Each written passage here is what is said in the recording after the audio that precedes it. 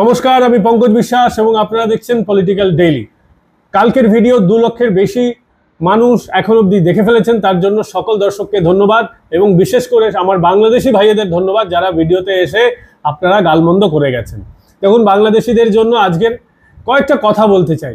আপনারা যে পাকিস্তানের সমর্থনে গান গাইছেন, সেই পাকিস্তানের বিদেশমন্ত্রী ইশাক ডার চীনের কাছে ভিক্ষার ঝুলি নিয়ে বসে পড়েছেন, ব্রিটেনের কাছে ভিক্ষার ঝুলি নিয়ে বসে পড়েছেন এবং বলছেন ভারত আমাদের আক্রমণ করবে, ইন্টেলিজেন্স রিপোর্ট আছে, গতি প্রকৃতি সেদিকেই যাচ্ছে, দয়া করে আমাদেরকে বাঁচান।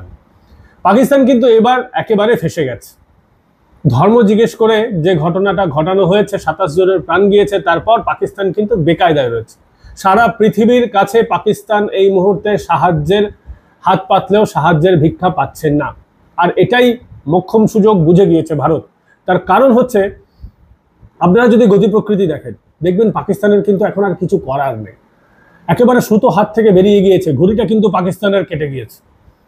ভারতবর্ষ যা অ্যাকশন নিচ্ছে, বিশ্বমহলে কোথাও কোনো নিন্দার বিন্দুমাত্র লেশমাত্র নেই, উল্টে ভারতকে সমর্থন করা হচ্ছে। আর ভয় পেয়ে গিয়ে পাকিস্তানের বিদেশমন্ত্রী ইশাক ডার এখন চীনের কাছে যাচ্ছেন, ব্রিটেনের কাছে যাচ্ছেন, তুর্কির কাছে গিয়েছেন। আর ভারত কি করছে? ভারতও হাত গুটিয়ে বসে নেই। ভারতের প্রতিরক্ষা মন্ত্রী রাজনাথ সিং আর্মি চিফের সঙ্গে দেখা করেছেন, কতটা আর্মি প্রস্তুত রয়েছে যুদ্ধে জানতে চেয়েছেন। এই প্রস্তুতি অনেক দিন ধরে চলছিল। আপনারা জানেন ভারতবর্ষ শেষ 2 বছরের মধ্যে মেজর আর্মস ডিলস করেছে। তার মধ্যে বন্দুক আছে, মিসাইল আছে, নিজের ঘরোয়া প্রোডাকশন আছে। রাফাল এর চুক্তি ইতিমধ্যে সাইন হওয়ার পথে, রাফাল আসতে শুরু করে দিয়েছে, হাসিমারায় রাফাল বসিয়ে দেওয়া হয়েছে। আমাদের ওয়েস্টার্ন সেক্টরেও রাফাল রয়েছে, সুখোই আপগ্রেড করা হচ্ছে, মারাত্মক মারাত্মক সব কাজ হচ্ছে। এবং পাকিস্তান জানার পরেও পাকিস্তান এই বোকামিটা করেছে।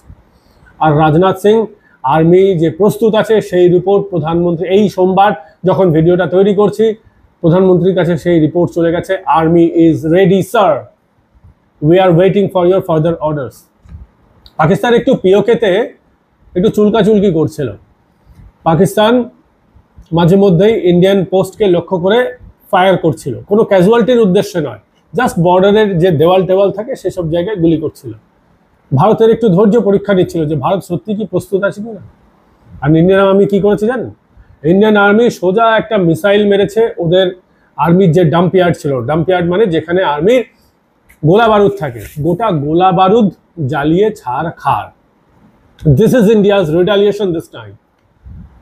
আর এগুলো এখনো, গতকাল বলেছিলাম না, সবে ট্রেলার দেখিয়েছেন প্রধানমন্ত্রী মোদী, খেলা এখনো শুরু হয়নি, খেলা এবার শুরু হচ্ছে।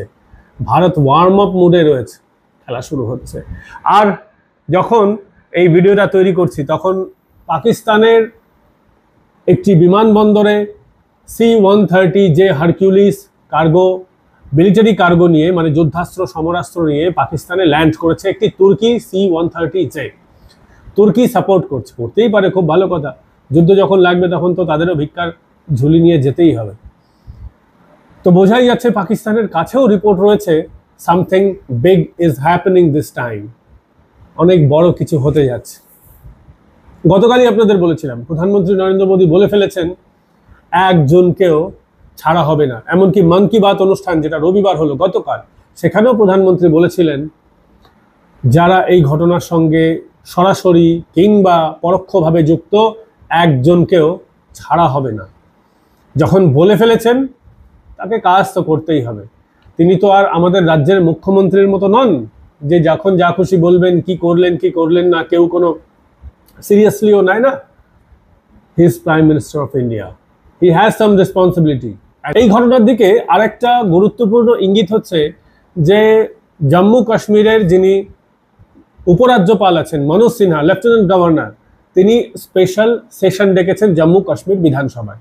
স্বাভাবিকভাবেই বোঝা যাচ্ছে পরিস্থিতি কিন্তু ঘোরালো দিকে যাচ্ছে, এবং যে পরিস্থিতির দিকে যাচ্ছে সেই ক্ষেত্রে জম্মু কাশ্মীর বিধানসভার সম্মতির প্রয়োজন আছে, এবং সেই সম্মতি কিন্তু পাওয়া যাবে বলেই মনে হচ্ছে। কারণ বড় কিছু যাতে অ্যাকশন নেওয়া হয় জম্মু কাশ্মীর বিধানসভার তরফে, যারা ওখানকার শাসক দল আছেন, ন্যাশনাল কনফারেন্স, ওমর আবদুল্লাহর পার্টি, সেই পার্টি এই ঘটনায়, পহেলগামের ঘটনায় কিন্তু নিন্দা প্রস্তাব এনেছে। কাশ্মীর কিন্তু এবার একেবারে নিউ দিল্লির সঙ্গেই এক সুরে কথা বলবে।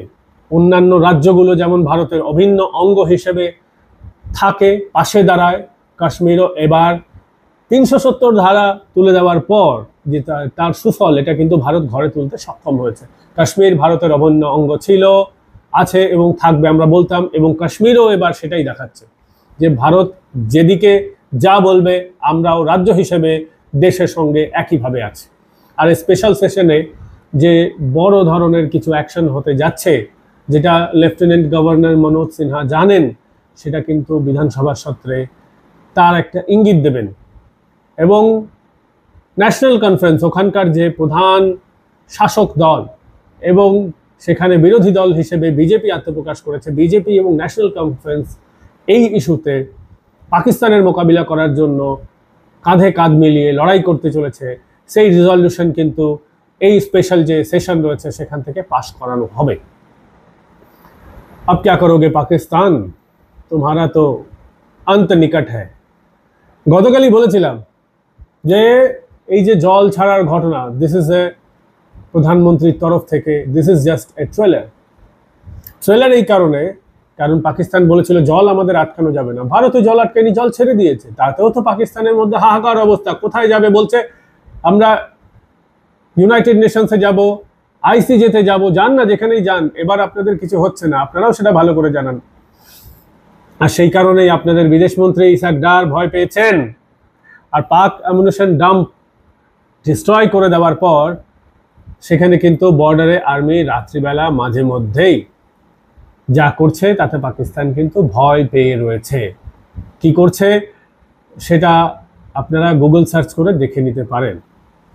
পাকিস্তানে কিন্তু ক্যাজুয়ালিটি ধীরে ধীরে বাড়ছে। বিশেষ করে ওখানকার মিডিয়াগুলো যতই লুকিয়ে দেওয়ার চেষ্টা করুক, ওখানকার সোশ্যাল মিডিয়ার যারা মানুষ আছেন, যারা ওখানে সোশ্যাল মিডিয়াতে খবর করেন, এই ধরনের খবর হাতে পাওয়ার পর সেটাকে আর লুকিয়ে রাখার, যেহেতু ভিউয়ারশিপের ব্যাপার আছে, চেপে রাখতে পারছেন না। স্বাভাবিকভাবে পাকিস্তানের পোল কিন্তু খুলতে শুরু করে দিয়েছে। আর ওখানকার মিডিয়া যখন দেখাচ্ছে না, মেইনস্ট্রিম মিডিয়া, সোশ্যাল মিডিয়ার ওই খবরগুলি কিন্তু আমাদের দিকেও, আমরাও সেই টুইটার হ্যান্ডেলের মাধ্যমে সেই খবরগুলো কিন্তু পাচ্ছি। ইউটিউবে রেস্ট্রিকশন করা আছে, ফেসবুকে আমরা অনেক সময় পাই না, কিন্তু টুইটার অ্যাকাউন্টে চলে আসছে, ফলে আমরা সেগুলো জানতে পারছি। আর এই মুহূর্তে ভারত সরকার বলে দিয়েছে আমাদের যে কাশ্মীরের ঘটনার লাইভ ফুটেজ, লাইভ কোনো কিছু দেখানো যাবে না। তাই আমরা একটু ডিলে করে করে আপনাদের কাছে এই বিষয়টা তুলে ধরেছি। আশা করি আপনারা একটু কম্প্রোমাইজ, যেহেতু সময়ের একটু পিছিয়ে তারপরে আপনাদেরকে বিষয়গুলো জানাচ্ছি, কিন্তু ন্যাশনাল সিকিউরিটির কথা যখন আসবে তখন কিন্তু আমাদের ভিউয়ারশিপের কথা মাথায় রাখলে চলবে না। এটা কিন্তু আপনাদেরকেও বুঝতে হবে। আপাতত এখানেই ভিডিওটা শেষ করছি বন্ধুরা। ভিডিও কেমন লাগলো কমেন্টস করে জানাবেন। আর একটা বড় খেলার জন্য প্রস্তুত হন। ভালো থাকবেন, সুস্থ থাকবেন। আগামীকাল ফের দেখা হচ্ছে।